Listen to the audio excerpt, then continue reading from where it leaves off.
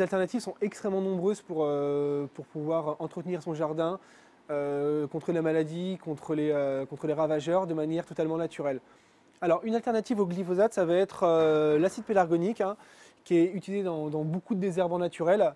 Donc, en fait, c'est uniquement de l'extrait de géranium. Donc, on est vraiment sur une molécule qui est naturelle, qui respecte l'environnement et surtout le sol. Alors, pour ce qui est de traiter les maladies sur vos plantes, on a des solutions qu'on utilise déjà depuis des dizaines et des dizaines d'années. Donc, la bouillie bordelaise, hein, qui n'est autre que du cuivre. Donc, le cuivre a des pouvoirs pour éliminer tout champignon sur vos végétaux et c'est totalement naturel.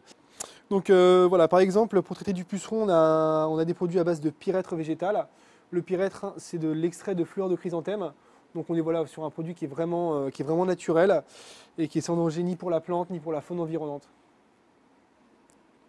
Un des produits emblématiques du jardinage écologique, ça va vraiment être le paillage.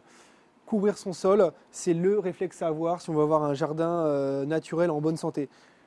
Dans la nature, les sols à nu n'existent pas, ils sont toujours couverts, soit par de la végétation, soit par des feuilles mortes.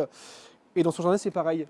Donc le fait de pailler le sol, on va limiter l'apparition de mauvaises herbes, on va limiter la consommation d'eau, parce que le paillage va retenir l'eau dans le sol, la fraîcheur dans le sol, donc c'est très important.